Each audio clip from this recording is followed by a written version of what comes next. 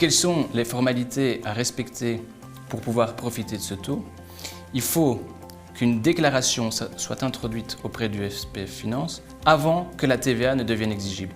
Et c'est une condition qui est fondamentale parce que si la TVA est devenue exigible avant la déclaration, il n'y a en principe pas de possibilité de régulariser la TVA. Le taux de 6% ne pourra pas être appliqué.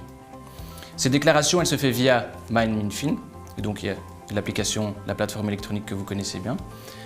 Lorsque on est dans l'hypothèse des travaux immobiliers de démolition et de construction, qu'on veut appliquer une TVA à 6% sur ces travaux, c'est le maître d'ouvrage qui doit introduire cette déclaration. Et lorsqu'on est dans l'autre hypothèse, celle de la livraison d'un bien meuble issu d'une démolition-reconstruction, c'est le vendeur, le livreur qui doit faire cette déclaration. Et alors, il est important qu'il obtienne la contre-signature de l'acquéreur, puisque le taux de 6% n'est applicable que si l'acquéreur va habiter effectivement comme habitation propre et unique dans l'immeuble pendant 5 ans.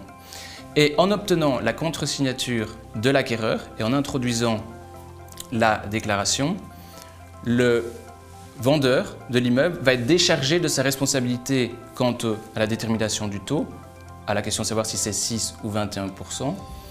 Et donc ça veut dire que l'administration fiscale ne pourra pas venir récupérer chez lui la différence entre 21 et 6% dans l'hypothèse où le taux aurait été mal appliqué ou dans l'hypothèse où l'acquéreur ne respecterait pas la condition selon laquelle on doit rester dans l'immeuble pendant 5 ans.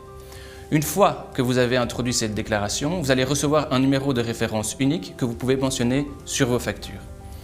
Enfin, quand est-ce que cette déclaration doit être introduite? Elle doit être introduite avant que la TVA ne devienne exigible. Quand est-ce que la TVA devient exigible? S'agissant de travaux immobiliers de démolition et construction, en principe, lorsque les travaux sont pleinement finis. Mais la TVA devient exigible si la facturation ou le paiement de ces travaux intervient avant l'achèvement des travaux. Dans l'hypothèse d'une livraison, la TVA devient exigible lorsque la livraison est effectuée, sauf à nouveau si la livraison est facturée ou payée avant la livraison effective. Il faut également, sur les factures, aussi bien pour les travaux immobiliers que la livraison, mentionner tous les éléments qui justifient l'application du taux. Et lorsque vous allez introduire votre déclaration, il faut reprendre dans la déclaration comme annexe le permis d'urbanisme et le contrat d'entreprise.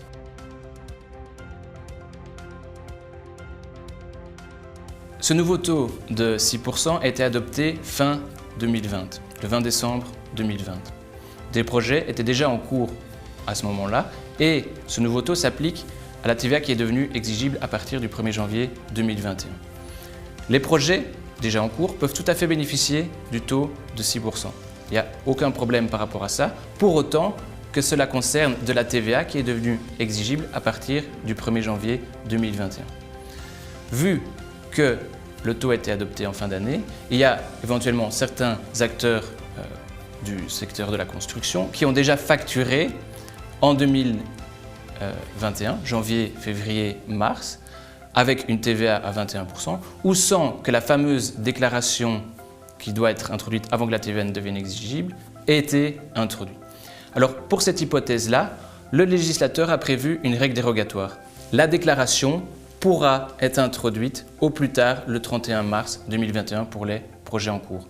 Et donc on vise les travaux immobiliers de démolition, reconstruction, pour lesquels de la TVA est devenue exigible en janvier, février, mars, et pour lesquels une déclaration n'aurait pas été encore introduite, simplement parce que la loi est nouvelle et qu'il a fallu le temps que les acteurs du secteur en prennent connaissance. Cette dérogation, cette obligation pour les projets en cours d'introduire au plus tard une déclaration pour le 31 mars 2021, ne concerne que l'hypothèse des travaux de démolition et de construction. Pour l'application du taux de 6% à la livraison d'un bien immeuble, on applique les règles normales. Il n'y a pas d'exigence d'introduire une déclaration pour le 31 mars 2021, pour plus tard le 31 mars 2021. La déclaration doit intervenir, c'est la règle normale, avant que la TVA ne devienne exigible.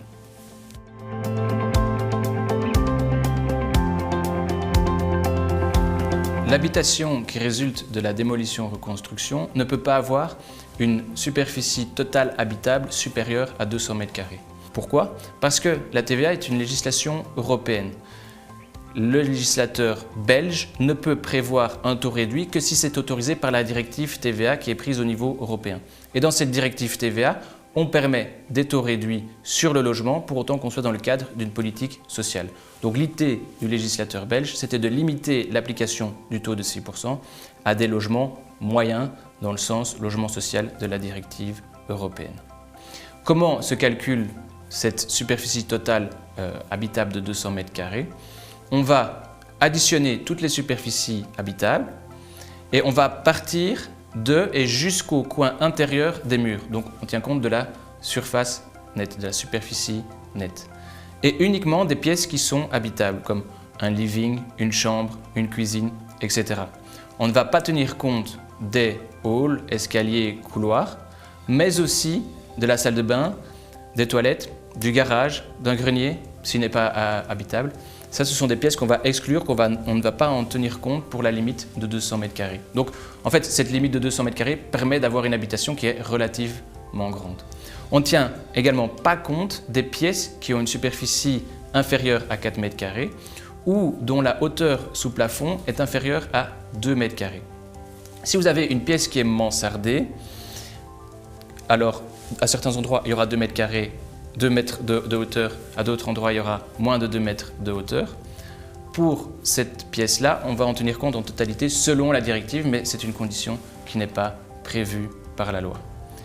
Et un autre élément important, c'est que les pièces qui sont utilisées pour l'exercice d'une activité économique, par exemple si vous avez un bureau dans votre habitation, est considérée comme étant une pièce habitable.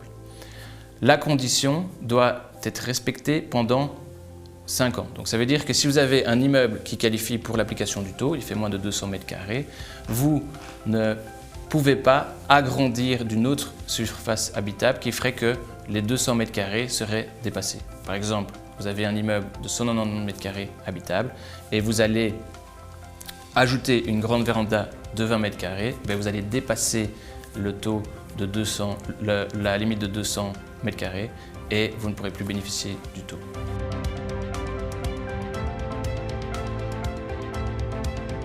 Comment s'applique ce taux de 6% à la vente sur plan? La vente d'un immeuble sur plan est un peu particulière parce que la facturation va se faire au fur et à mesure en fonction de l'évolution de l'achèvement des travaux. Donc une partie va être facturée, puis une autre partie, puis une autre partie. Les règles normales vont s'appliquer, donc la TVA va pouvoir être appliquée à 6% sur chaque facture, chaque paiement qui va être effectué, pour autant que les conditions soient respectées, bien entendu. Mais il y a une petite particularité, c'est que on l'a vu, il faut qu'une déclaration soit introduite avant que la TVA ne devienne exigible. L'arrêté royal qui prévoit ce taux de 6% fait une exception, une dérogation pour la vente sur plan et prévoit que la TVA, la déclaration, doit être introduite avant que la livraison ne soit effectuée. Et donc, on pourrait comprendre de cet arrêté royal, de cette précision, que s'il y a une distinction entre des livraisons ordinaires et la vente sur plan, c'est qu'il y a une bonne raison pour le faire. Et donc, que pour l'hypothèse d'une vente sur plan, le législateur attend que la déclaration soit faite au plus tard, au moment de la livraison. Et donc, on pourrait déjà facturer avec 6%, même si la déclaration n'a pas encore été introduite, pour autant que la livraison n'ait pas encore eu lieu. Ce point n'est pas encore confirmé dans la circulaire de l'administration fiscale et il y a encore une certaine insécurité. Et donc, vu l'impact que le refus du taux peut avoir pour un projet immobilier, on conseille toujours d'introduire la déclaration au préalable avant de facturer la vente sur plan au fur et à mesure.